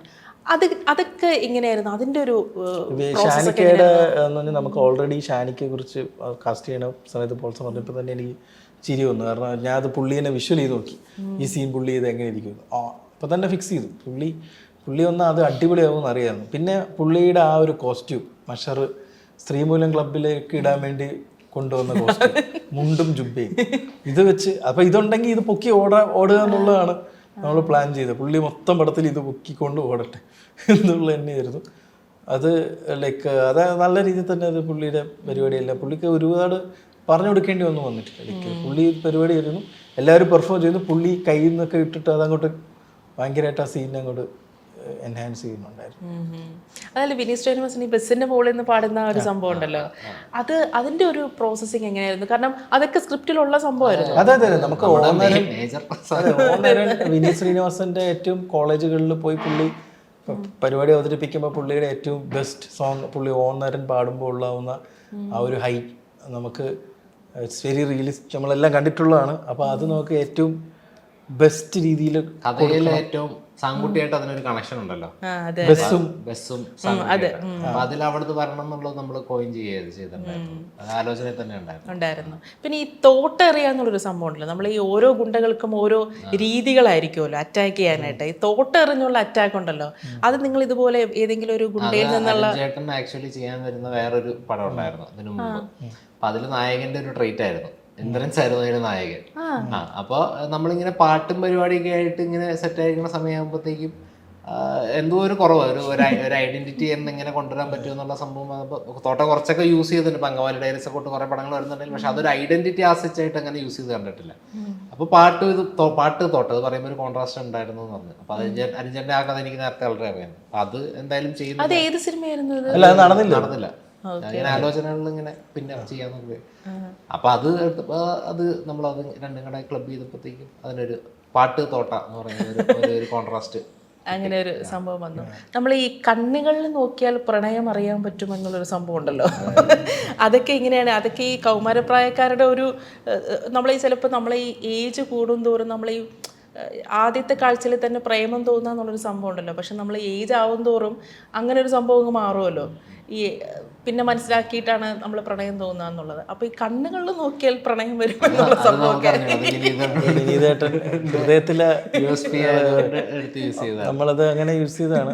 പുള്ളി എടുത്ത് തന്നെ ചോദിക്കണം അതിന്റെ വിനീതിന്റെ ഇതാണോ? ഞാൻ നിങ്ങൾ ഹൃദയം സിനിമയില് ഹൃദയത്തില് ദർശനേനെ കാണുമ്പോഴും കല്യാണം അപ്പൊ കല്യാണം കാണുമ്പോ ഇങ്ങനെ എടാ അവക്ക് നിന്നെ ഇഷ്ടമാണ് അങ്ങനെ അറിയാം, അത് അവളുടെ കണ്ണ് കണ്ട് അറിയാം എന്ന് ഹൃദയത്തിൽ പറയുന്നുണ്ട്. അതാണ് നമ്മളെടുത്ത് ഇവിടെ പ്ലേസ് ചെയ്തത്. അല്ല ശരിക്കും അങ്ങനെ ഉണ്ടോ? നിങ്ങൾക്ക് മനുഷ്യരെ ശ്രദ്ധിക്കുന്ന ആൾക്കാരാണല്ലോ. കാരണം ഈ സ്ക്രിപ്റ്റ് റൈറ്റേഴ്സ് എന്ന് വെച്ചാൽ മനസ്സ് തുറന്നു വെച്ച് മനുഷ്യരെ ശ്രദ്ധിക്കുന്ന ആൾക്കാരാണല്ലോ ഈ ഫിലിം മേക്കേഴ്സ്. നിങ്ങൾക്ക് അങ്ങനെ ജെനുവിനായിട്ട് തോന്നിയിട്ടുണ്ടോ? കണ്ണുകൾ അറിയാൻ പറ്റില്ല. അറിയാൻ പറ്റില്ല. എനിക്ക് അതിനുള്ള നമുക്കത് സ്കില്ലൊന്നുമില്ല. അല്ല നമ്മൾ ഇത്തരം ഒരു സിനിമകളൊക്കെ ചെയ്യുമ്പോൾ ഉണ്ടല്ലോ, നമ്മൾ പലപ്പോഴും ഈ ലോജിക്കൊന്നും അങ്ങനെ നോക്കാറൊന്നുമില്ലല്ലോ. പക്ഷെ നമ്മൾ ഇത്തരത്തിലുള്ള ചെറിയ ചെറിയ സംഭവങ്ങളൊക്കെ പ്രേക്ഷകർക്ക് ഭയങ്കര കൗതുകം ഉണ്ടാക്കുന്ന കാര്യങ്ങളാണല്ലേ. ഈ കണ്ണുകൾ നോക്കിയാൽ പ്രണയം വരും എന്നുള്ളതൊക്കെ. ഇപ്പം റിയയുടെയും ബേസിലിന്റെയും അവർ തമ്മിലൊരു കെമിസ്ട്രി ഉണ്ടല്ലോ. അവർ തമ്മിലുള്ള ആ ഒരു ലവ്, അവരുടെ റൊമാൻസ്, അത് കുറച്ചുകൂടി എക്സ്പ്ലോർ ചെയ്യാമായിരുന്നു എന്ന് തോന്നിയായിരുന്നു. കാരണം പടം ആക്ച്വലി വേറൊരു രീതിയിലാണ് പൊക്കോണ്ടിരിക്കുന്നത്. അപ്പൊ ഇത് കയറി കഴിഞ്ഞാൽ നമുക്ക് മെയിൻ കോൺഫ്ലിക്റ്റിൽ പറയേണ്ടത് പറഞ്ഞു പോകുക എന്നുള്ള ഒരു ഐഡിയ ആയിരുന്നു. ലൈക്ക് ഒരു ക്യാരക്ടർ എന്നുള്ള രീതിയിൽ നമ്മളതിനെ ഭയങ്കര ഇമ്പോർട്ടൻസ് കൊടുത്തില്ല. റോം കോമിലോട്ട് അധികം പോയില്ലെങ്കിൽ പിന്നെ അങ്ങനെ മൊത്തം സിനിമ അങ്ങനെ അപ്പോൾ എഗെയിൻ മെയിൻ കോൺഫ്ലിക്റ്റിലോട്ട് കൊണ്ടുവരാൻ കുറച്ച് പാടായിരിക്കുന്നു. ഈ സിനിമയിൽ ഭയങ്കര ഒരു ഇതായിട്ട് തോന്നിയത്, അതായത് എടുത്തു പറയേണ്ട ഒരു സംഭവം അതിൻ്റെ എഡിറ്റിംഗ് ആണ്. ചമൻ ചാക്കോ പ്രത്യേകിച്ച് ആ ലാസ്റ്റ് സീക്വൻസ് ഒക്കെ എഡിറ്റ് ചെയ്ത് വെച്ചിരിക്കുന്നത്, അത് എങ്ങനെയായിരുന്നു? നിങ്ങൾ ഈ എഴുത്തിൻ്റെ സമയത്ത് തന്നെ അതിൻ്റെ എഡിറ്റിംഗ് ഇങ്ങനെ ആയിരിക്കണം എന്ന് ചിന്ത ഉണ്ടായിരുന്നു? നമ്മൾ മാത്രമല്ല എഴുത്തിൻ്റെ സമയത്ത് എഡിറ്ററിൻ്റെ ഒരു സാന്നിധ്യം അത് എത്രത്തോളം ഗുണപ്രദമാവും എന്നാണ് നിങ്ങൾക്ക് തോന്നിയിട്ടുള്ളത്? നമ്മൾ സ്ക്രിപ്റ്റ് കഴിഞ്ഞിട്ടാണ് നാരേറ്റ് ചെയ്യുന്നത്. പക്ഷേ നമ്മൾ സ്ക്രിപ്റ്റ് സമയത്ത് തന്നെ ഇങ്ങനത്തെ പ്ലാൻ ഉണ്ടായിരുന്നു. ഒരു സോങ് ഉണ്ടാവും, സോങ്ങിൽ കോളേജിൽ ഡാൻസ്, അമ്പലത്തിൽ ഡാൻസ്, ഇവരെ രണ്ടുപേരും അടി. ഇതൊരു ഇൻട്രകട്ട്. ഇത് ഓൾറെഡി അതാണ് ലങ്കാദഹനം പാട്ട്. അത് ഓൾറെഡി സ്ക്രിപ്റ്റിൽ പ്ലാൻ ചെയ്തിട്ടുണ്ട്. ഇൻട്രകട്ട് രണ്ട് വേൾഡ് എല്ലാം കൂടി കൊളൈഡ് ചെയ്യുന്ന പോലത്തെ ഒരു ഐഡിയ ഓൾറെഡി ഉണ്ടായിരുന്നു. പിന്നെ നമ്മൾ എഴുതി തന്നെ ഇത് രണ്ട് സ്ഥലവും കൂടെ ഇൻട്രകട്ട് ചെയ്ത് പോവാം. നമ്മൾ ഓൾറെഡി രണ്ട് വേൾഡ് നമുക്ക് പരിചിതമാണ്. ഫസ്റ്റ് ഹാഫിൽ എസ്റ്റാബ്ലിഷ്ഡ് ആണ്. അത് കഴിഞ്ഞ് നമുക്ക് ഇൻട്രകട്ട് ചെയ്യാനുള്ളൊരു സ്പേസ് ഉണ്ട്. നമുക്കറിയാം കഥ എങ്ങോട്ടാണ് പോകുന്നത്. അപ്പോൾ അത് പിന്നെ മാക്സിമം വളരെ കുറച്ച് സ്ലോ മോഷൻസ് ഇല്ല എന്നല്ല, വേണ്ടടുത്ത് മാത്രമേ ഉപയോഗിച്ചിട്ടുള്ളൂ. നമ്മൾ കൂടുതൽ 24 ആണ് റിയൽ ഫ്രെയിം റേറ്റ് യൂസ് ചെയ്യുന്നത്. അപ്പോൾ സോ ദാറ്റ് ഭയങ്കര റിയലിസ്റ്റിക് ആയിട്ട് ഫീൽ ചെയ്യും. പേസ് ഇത്തിരി കൂടുതൽ പോലെ ഫീൽ ചെയ്യാം ടുവേർഡ്സ് എൻഡ്. പിന്നെ ചമൻ്റേതായ ഇൻപുട്ട് ഇപ്പോൾ സെക്കൻഡ് ഹാഫിൽ ബസ്സിൻ്റെ ഫ്രണ്ടിൽ ഇരിക്കുന്ന സീൻ ഇൻട്രകട്ട് ചെയ്യുക. അവസാനം അമ്മയുടെ കുറച്ച് സീൻസ് വിഷ്വലൊക്കെ വന്നില്ലേ തോട്ടേറിയ നേരത്ത്, ചമൻ്റെ ഐഡിയ ആണ്. അങ്ങനെ ഒരു പിന്നീട് അത് പോയി ഷൂട്ട് ചെയ്ത് അത് പിന്നീട് ഷൂട്ട് ചെയ്താണല്ലേ. ഇപ്പോൾ ഞാൻ പല പ്രൊഡ്യൂസർമാരോടും സംസാരിക്കും. അപ്പോൾ അവർ പറയുന്നത് നമ്മൾ മലയാള സിനിമ നേരിടുന്ന ഏറ്റവും വലിയ പ്രതിസന്ധി എന്ന് പറഞ്ഞാൽ സ്ക്രിപ്റ്റ് റൈറ്റേഴ്സിൻ്റെ ഷോർട്ടേജാണ്. കാരണം ഫിലിം മേക്കേഴ്സ് ഉണ്ട്, ആർട്ടിസ്റ്റുകളുണ്ട്, പക്ഷേ കൂടുതൽ ആൾക്കാർ ഈ സ്ക്രിപ്റ്റ് റൈറ്റിംഗ് മേഖലയിലേക്ക് കടന്നു വരുന്നില്ല. അപ്പോൾ അതിൻ്റെ കാരണം എന്താണെന്നാണ് പോൾസിന് തോന്നിയിട്ടുള്ളത്? അങ്ങനെയൊന്നുമില്ല. സ്ക്രിപ്റ്റ് റൈറ്റിംഗ് കൂടുതൽ ആൾക്കാരും എനിക്ക് തോന്നുന്നു കൂടുതലും ഫിലിം മേക്കർ ആവാൻ അല്ലെങ്കിൽ ഡയറക്ടർ ആവാൻ താല്പര്യമുള്ളവരാണ് കൂടുതലും. അങ്ങനെ ഒരു റൈറ്റർ ആവണമെന്ന് ആൾക്കാരുണ്ട്, ഉറപ്പായിട്ടുണ്ട് കേട്ടോ. അപ്പൊ അത് കൃത്യമായിട്ട് ചില സമയത്ത് എത്തിപ്പെടാതെ പോകുന്നു, അല്ലെങ്കിൽ നല്ലൊരു ടീം ഇല്ലാതെ വരുന്നതുകൊണ്ടൊക്കെ സംഭവിക്കുന്നതാണ്. ഉണ്ട് നല്ല കണ്ടന്റുള്ള പിള്ളേരും അല്ലാതെ ആൾക്കാരും ഒക്കെ ഉണ്ട്. നമ്മളൊക്കെ ഈ പറഞ്ഞ പോലെ കുറെ സ്ഥലങ്ങളിൽ അങ്ങനെ ഇങ്ങനെയൊക്കെ പോയിട്ടാണ് നമ്മുടെ ഒന്നര പഠനം നടന്നത്. അപ്പൊ അതുപോലെ ഉണ്ട്. പക്ഷെ എന്നാലും സ്റ്റിൽ അത് എല്ലായിടത്തും ഉണ്ട്. ഒരു കണ്ടന്റിന് ഒരു ദാരിദ്ര്യം ഉണ്ടെന്നുള്ളത് സ്ഥിരം എപ്പോഴും പറയപ്പെടുന്ന ഒരു കാര്യമാണ്. പക്ഷെ അതങ്ങനെ ഉണ്ട്. റൈറ്റേഴ്സും ഉണ്ട്, നല്ല റൈറ്റേഴ്സും ഉണ്ട്. നല്ല പുതിയ ആൾക്കാരാണെങ്കിലും പുതിയ സിനിമകൾ ചെയ്യുന്ന റൈറ്റിംഗ് ആണെങ്കിലും നല്ല റൈറ്റിംഗ്. ഇപ്പോൾ ലാസ്റ്റ് മോഹിനിയാട്ടം എന്ന് പറഞ്ഞാൽ റൈറ്റിംഗ് ഉള്ള പടമാണ്. ഭയങ്കര നല്ല ലെവൽ റൈറ്റിംഗ് ആണ്. അപ്പൊ അത് ഈ പറഞ്ഞ പോലെ അതിലൊരു കോറൈറ്റർ എഞ്ചിനീയർ ആണെന്ന് എനിക്ക് തോന്നുന്നത്, CT-ലൊക്കെ പഠിച്ച്. അപ്പൊ അതിൽ ഈ പറഞ്ഞ പോലെ പല രീതിയിലുള്ള ഫ്ലേവേഴ്സും പല രീതിയിൽ അവരൊരു ടേസ്റ്റ് ഡിഫറെൻ്റ് ആണ്. ആ രണ്ട് പടങ്ങളുടെയും അതിൻ്റെ ഒരു ഗ്രാമർ ഡിഫറെൻ്റ് ആണ്. അപ്പോൾ പല രീതിയിലുള്ള അല്ലെങ്കിൽ ഇപ്പോൾ കൃഷാന്ത് ചേട്ടൻ ചെയ്യുന്ന പടങ്ങൾക്ക് വേറൊരു ഗ്രാമറാണുള്ളത്. അപ്പോൾ അങ്ങനെ അല്ലെങ്കിൽ ഇപ്പോൾ ബാഹുലി എഴുതുന്ന പടങ്ങൾക്ക് വേറെ പല രീതിയിലുള്ള ആൾക്കാർ പല രീതിയിൽ ഫ്ലറിഷ് ചെയ്തെന്ന് വരും. അത് എത്തേണ്ട സമയത്ത് എത്തും എന്നുള്ളതാണ്. ഉണ്ട് കണ്ടന്റ് ഉണ്ട്. കണ്ടന്റിന്റെ ദാരിദ്ര്യത്തെ പറഞ്ഞല്ലോ, നിങ്ങൾക്ക് എങ്ങനെയാണ് ഈ കഥകൾ കിട്ടുന്നത്, കണ്ടന്റുകൾ കിട്ടുന്നത് എങ്ങനെയാണ്? മാത്രമല്ല ഇപ്പോൾ ഒരു ഇന്റർവ്യൂവിൽ തന്നെ പറഞ്ഞിട്ടുണ്ട്, വളരെ ഡെസ്പറേറ്റ് ആയിട്ട് നിന്നൊരു സമയം ഉണ്ടായിരുന്നു സിനിമകൾ നടക്കാത്തൊരു സമയത്ത്. ബേസിലും അരുണുമായിട്ട് പോൾസനുമായിട്ട് ഒരു ബേസിൽ ഡയറക്റ്റ് ചെയ്യുന്നൊരു പടം വളരെ ഡെസ്പറേറ്റ് ആയിട്ട് നടന്നൊരു സമയത്തൊക്കെ ഉണ്ടായിരുന്നു. അപ്പോൾ ഈ കഥകൾ കിട്ടാതാവുമ്പോഴാണോ നിങ്ങൾക്ക് ഒരു ഭയങ്കര പ്രൊജക്റ്റിന്റെ പ്രശ്നങ്ങളാണ്? കഥകളുണ്ട്. കഥകളിൽ ചെയ്യാത്ത ഏരിയകൾ പിടിക്കുക, ആളുകൾ പിടിക്കുക. ക്യാമ്പസ് പടം ക്യാമ്പസ് പടം ചെയ്യുന്നു. അപ്പോൾ ക്യാമ്പസ് പടം ഡിസ്കസ് ചെയ്യുന്ന സമയത്ത് പറഞ്ഞിട്ടുണ്ട് ക്ലാസ് റൂം സീനുകൾ വേണ്ട ഈ പടത്തിൽ. ഇല്ല, ക്ലാസ് റൂം സീനൊന്നും ഇല്ല, ഹോസ്റ്റൽ സീനുകൾ ഇല്ല, ഹോസ്റ്റൽ സീനുകളില്ല. അപ്പോൾ അതൊന്നും വേണ്ടെന്ന് ഓൾറെഡി പ്ലാൻ ചെയ്തിട്ടുണ്ടായിരുന്നു. സ്ഥിരം ഒരു കോളേജ് വരുന്നു, ഫെയർവെൽ ആഘോഷിക്കുന്നു, പോകുന്നു. അതല്ലാതെ നമുക്ക് വേറൊരു പെർസ്പെക്റ്റീവ് എല്ലാം നമ്മൾ കണ്ടതൊക്കെ തന്നെ, പക്ഷേ വേറൊരു ആംഗിൾ പിടിക്കാൻ വേണ്ടി ഉള്ള കാര്യങ്ങൾ ആലോചിക്കാറുണ്ട്. ലൈക്ക് കണ്ടതൊക്കെ തന്നെയാണ്, കഥകള് വേറെ രീതിയിൽ പറയാന്നുള്ളതല്ലേ? അതെ. മിന്നൽ മുരളി ആയാലും നമ്മൾ സൂപ്പർ ഹീറോ പടമൊക്കെ കണ്ടിട്ടുണ്ട്, പക്ഷെ അതിനെ പ്രസന്റ് ചെയ്ത് വേറൊരു വേൾഡിൽ പ്രസന്റ് ചെയ്യാന്നുള്ളത്. പിന്നെ ഒരു ഐഡിയ സ്പാർക്ക് ഉണ്ട്, അത് ഉറപ്പായിട്ട് നാച്ചുറലി സംഭവിച്ചു കഴിഞ്ഞാൽ കുറച്ചും കൂടെ സോളിഡ് ആയിരിക്കും. മേ ബി കോൺട്രാസ്റ്റിലൊക്കെ എനിക്ക് ഐഡിയ വർക്കാവുന്നത്. ഇപ്പോൾ ഈ കണ്ട സിനിമകളുണ്ടല്ലോ, അപ്പോൾ ഒരു സ്ക്രിപ്റ്റ് റൈറ്റർ എന്നുള്ള നിലയിൽ ഈ ഒരു സിനിമയുടെ സ്ക്രിപ്റ്റ്, ഇപ്പോൾ മോഹിനിയാട്ടത്തെക്കുറിച്ച് പറഞ്ഞു, വേറെ ഏതെങ്കിലും ഒരു സിനിമ, ഇൻ്റർനാഷണൽ സിനിമ, അങ്ങനെ എന്തെങ്കിലും പറയാം. ഈ ഒരു സിനിമ കാണുമ്പോൾ അതിൻ്റെ ഒരു സ്ക്രിപ്റ്റ് ഭയങ്കരമായിട്ട് ഇൻഫ്ലുവൻസ്ഡ് ആയിട്ടുള്ള ഒരു സ്ക്രിപ്റ്റ്, അങ്ങനെ ഒരു സിനിമ പറയാമോ? റീസെന്റ് വല്ലോ ആണോ? റീസെന്റ് ഇപ്പം ഭയങ്കരമായിട്ട് എനിക്ക് വെപ്പൺസ് അടിപൊളിയാണ്. എനിക്ക് ഓൾ ടൈം പ്രസ്റ്റീജ് അതെല്ലാവർക്കും ഒരു ഇതിൽ ക്ലാസിക്കൽ എക്സാമ്പിൾ ആണ്. നല്ലൊരു സ്ക്രിപ്റ്റിന്റെ യൂഷ്വൽ സബ്സ്റ്റൻസ് എനിക്ക് ഇഷ്ടമായിരുന്നു, സ്ക്രിപ്റ്റ് വൈസ് കേട്ടോ.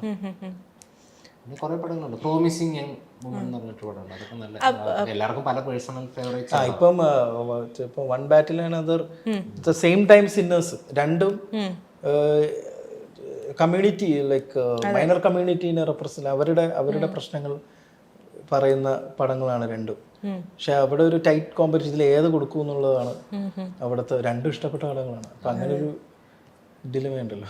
അല്ല, ഇപ്പം നിങ്ങൾ കണ്ട ഈ സിനിമകളിൽ ഏതെങ്കിലും ഒരു പ്രത്യേക സീൻ ഉണ്ടല്ലോ ഭയങ്കരമായിട്ട് ഇൻഫ്ലുവൻസ് ചെയ്ത് നിങ്ങൾ ചെയ്ത സിനിമകളിൽ അതുപോലത്തെ ഒരു സീൻ? എനിക്ക് ജിഗർദണ്ഡ കുറച്ച് ഇഷ്ടപ്പെട്ടൊരു പടമാണ്. ജിഗർദണ്ഡയിൽ അസാൾട്ട് സേതുവിൻ്റെ ക്യാരക്ടർ ഇറ്റ്സ് ഭയങ്കര ഫേവറേറ്റ്. ലൈക്ക് പുള്ളി ഒരു ഭയങ്കര ഒരു ഗാങ്സ്റ്ററാണ്, അതേ സമയത്ത് പുള്ളി സിനിമ ഇഷ്ടപ്പെടുന്ന ഈ ടോവിനോയുടെ കഥാപാത്രത്തിന് ചെയ്യുന്ന സമയത്ത് അതിന്റെ എന്തെങ്കിലും ഒരു ഇൻഫ്ലുവൻസ് ഉണ്ടായിരുന്ന ഫ്ലേവർ മ്യൂസിക് ആൻഡ് ഗാങ്സ്റ്റർ.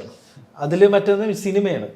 അതായത് ഇതില് സിദ്ധാർത്ഥിനെ കൊല്ലാൻ നേരത്ത് ഇങ്ങനെ നമ്മളിപ്പോൾ തിയേറ്ററിൽ ഇപ്പൊ കൊല്ലൂന്ന് പറയുന്ന സമയത്താണ് പുള്ളി കൊല്ലാൻ വേണ്ടി ഇങ്ങനെ വരുമ്പോൾ പറയണ നായകൻ അന്തമാതിരി പടമാ.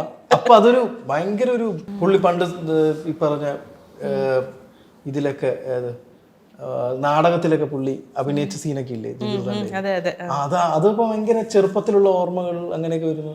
അത് ഭയങ്കരമായിട്ട് ഇഷ്ടപ്പെട്ടൊരു പടമാണ്. ആ ക്യാരക്ടർ അസാൾട്ട് സേതു എന്ന് പറയുന്ന ഒരു ക്യാരക്ടറിന്റെ ഒരു കോൺട്രാസ്റ്റ്, അതിന്റെ ഒരു ഷെയ്ഡ്സ് ഉണ്ട് ഇതിൽ, ശ്രീകുട്ടലിലുണ്ട്. ഇപ്പോൾ ഈ ബേസിൽ ടോവിനോ കോംബോയുടെ അങ്ങനെ ഒരു പടമാകുമ്പോൾ സ്വാഭാവികമായിട്ട് പ്രേക്ഷകർക്ക് ഭയങ്കര ഒരു എക്സ്പെക്റ്റേഷൻ ഉണ്ടായിരിക്കും. പ്രത്യേകിച്ച് ഇൻ്റർവ്യൂ കാണുമ്പോൾ തന്നെ നമുക്ക് ഭയങ്കര ഒരു എക്സ്പെക്റ്റേഷനിൽ നമ്മൾ വരും. അപ്പം ഈ സിനിമയുടെ റിലീസാകുന്നതിൻ്റെ തലേ ദിവസം ഉണ്ടല്ലോ, ഈ സിനിമയുടെ ബ്രെയിൻ ആയിട്ടുള്ള നിങ്ങൾ രണ്ടുപേരും ഉണ്ടല്ലോ, നിങ്ങളുടെ ഒരു അവസ്ഥ എന്തായിരുന്നു? കാരണം സിനിമയ്ക്ക് ഭയങ്കര എക്സ്പെക്റ്റേഷൻ ഉണ്ട്. റിലീസാകുന്ന തലേന്ന് ഞാൻ ഒന്നും അറിഞ്ഞില്ല, റിലീസ് ആകുമോ എന്നുള്ള ടെൻഷനിലായിരുന്നു. കാരണം നമ്മള് മിക്സ് സൗണ്ട് അഭിപ്രായം പിന്നെ ഇത് നമ്മള് സൗണ്ട് മിക്സ് ഒക്കെ നടന്നുകൊണ്ടിരിക്കുക തലേന്ന്. ഇത് ഇത്രയും ലേറ്റ് ആയിട്ടൊക്കെ എങ്ങനെ, അപ്പൊ അങ്ങനെ ചെയ്ത് മിക്സ് ചെയ്യുന്നു. അടുത്ത ദിവസം പാടാം, അതെല്ലാം കൂടെ അതെല്ലാം കൂടെ വന്ന അവസാനം മ്യൂസിക് ഒക്കെ ചെയ്ത് എല്ലാം കഴിഞ്ഞ് ഇതൊക്കെ അപ്ലോഡ് ചെയ്ത് ക്യൂബിൽ അപ്ലോഡ് ചെയ്ത് അവിടെ നിന്ന് എന്താ പറയുക, ക്യൂബിൽ അപ്ലോഡിംഗ് എന്ന് പറഞ്ഞിട്ടൊരു പ്രോസസ്സുണ്ട്. അതായത് നമ്മൾ ഈ പടം എല്ലാം ചെയ്തിട്ട് നമ്മളിത് അവസാനം കൊടുക്കും ക്യൂബുകാർ ഇതിനെ സാറ്റലൈറ്റിലോട്ട് വിടും.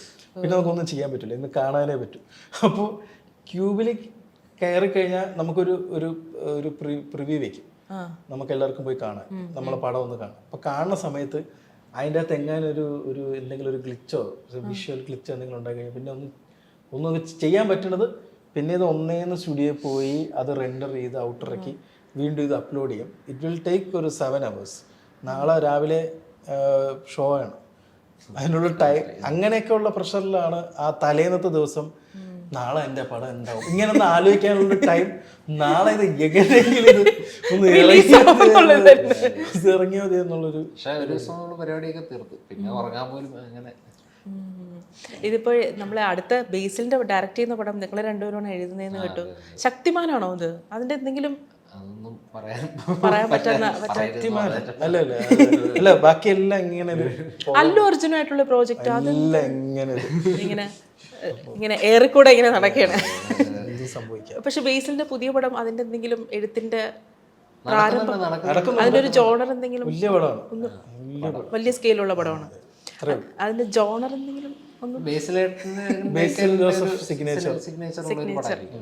ഈ ബേസിലിന്റെ പടത്തിന്റെ ഒരു നായകനാപ്പോൾ ഒരു ഭംഗി ഞാൻ തോന്നിയിട്ടുള്ളത്, പുള്ളിക്കാരൻ ഈ മാസ് കാണിക്കാനൊന്നും നിൽക്കത്തില്ല. പുള്ളിക്കാരൻ്റെ എല്ലാം ഇപ്പം ജയിലാണെങ്കിലും ഭാര്യയുടെ ചവിട്ടോടിയും കൊണ്ട് കിടക്കുന്നു, പൊന്മാനിലാണെങ്കിലും പറ്റിക്കപ്പെടുന്നു. ഇപ്പം ഈ സിനിമയിലാണെങ്കിൽ തന്നെയും അദ്ദേഹത്തിൻ്റെ ബുദ്ധി കൊണ്ടാണ് അദ്ദേഹം രക്ഷപ്പെടുന്നത്. വലിയൊരു ഗുണ്ട മറ്റേ മാക്രി എന്ന് വിളിക്കുന്നു, ഇതിനെപ്പോലെ ഒരു മാക്രി എന്ന് വിളിക്കുന്നു. സത്യം പറഞ്ഞാൽ ബേസിലിൻ്റെ ഒരു USP തന്നെ ഇത്തരത്തിലുള്ള ഒരു വൾണറബിൾ ആയിട്ടുള്ള ഒരു ഹീറോ ആണെന്ന് എനിക്ക് തോന്നിയിട്ടുണ്ട്. ബേസിലിന് ഭയങ്കര ഇഷ്ടമുള്ളൊരു, നമുക്ക് എല്ലാവർക്കും ഒരുപാട് ഇഷ്ടമുള്ള ഒരു ആക്ടറാണ് ശ്രീനിവാസ സാർ. ശ്രീനിവാസ സാറിൻ്റെ ഒരു വേൾഡ് ഉണ്ടല്ലോ, പുള്ളി നായകനായിട്ട് വന്ന പടങ്ങൾ, പുള്ളിയുടെ കൈൻഡ് ഓഫ് റിലേറ്റബിൾ ക്യാരക്ടേഴ്സ്, ഇപ്പം ചിന്താവിഷ്ട, ശ്യാമള, അങ്ങനെയുള്ള നമുക്ക് അറിയാവുന്ന ഒരാളാണ്, ഒരു വെരി അണ്ടർഡോഗ് ആയിട്ടുള്ള. അപ്പോൾ പുള്ളിക്ക് അത് ഭയങ്കര ഇഷ്ടമാണ്, പുള്ളിയുടെ പടങ്ങൾ, പുള്ളിയുടെ ക്യാരക്ടറൈസേഷൻ എല്ലാം. അപ്പോൾ അങ്ങനെയുള്ള പടങ്ങൾ ചെയ്യാന്നുള്ളത് പുള്ളിക്ക് ഭയങ്കര ഇഷ്ടമാണ്. പുള്ളിയുടെ അങ്ങനത്തെ ഒരു വേൾഡ്, ലാർജർ ദാൻ ലൈഫ് ആവാതെ നമ്മളൊക്കെ കണ്ടിട്ടുള്ള ആളുകൾ. അതെ അതെ. പോൾസിന് ഇനി എപ്പോഴാണ് സംവിധാനത്തിലേക്ക്? തലേദിവസം അങ്ങനെയല്ല, എനിക്ക് ഞാനിത് ഇപ്പത്തെ ഉള്ള സമാധാനം ചെയ്യുന്നുണ്ട്. പിന്നെ അങ്ങനെ നമുക്ക് എളുപ്പത്തിൽ എങ്ങനെ പോയി ചെയ്യാൻ പറ്റുന്നു. ഇപ്പൊ എനിക്ക് ഇപ്പൊ ഒരു പെർഫോമൻസിന്റെ ഒരു മീറ്റർ അല്ലെങ്കിൽ പെർഫോം ചെയ്യിപ്പിക്കാനായിട്ട് എനിക്കറിയാവുന്ന, അല്ലെങ്കിൽ അതിനെനിക്ക് കോൺഫിഡൻസ് ഉണ്ട്. ബാക്കി അതിന്റെ പക്ഷെ അതൊരു കാര്യം മാത്രമാവുന്നുള്ളൂ, വേറെ ഒരു 100 കാര്യങ്ങൾ വേറെയുണ്ട് ഒരു ഡയറക്ടർ ആവണമെന്നുണ്ടെങ്കിൽ. അപ്പോൾ അതൊരു കോൺഫിഡൻസിൽ നമ്മളതിന് ഷോൾഡർ ചെയ്യാന്നുള്ളതേ ഭയങ്കര റെസ്പോൺസിബിൾ ആയിട്ടുള്ളൊരു കാര്യമാണ്. അത്രയും ടെൻഷൻ എടുക്കാൻ എനിക്ക് വയ്യ എന്നുള്ള, അതുകൊണ്ട് ഇപ്പം ഇല്ല, ചെയ്യാൻ അറിഞ്ഞൂടാ.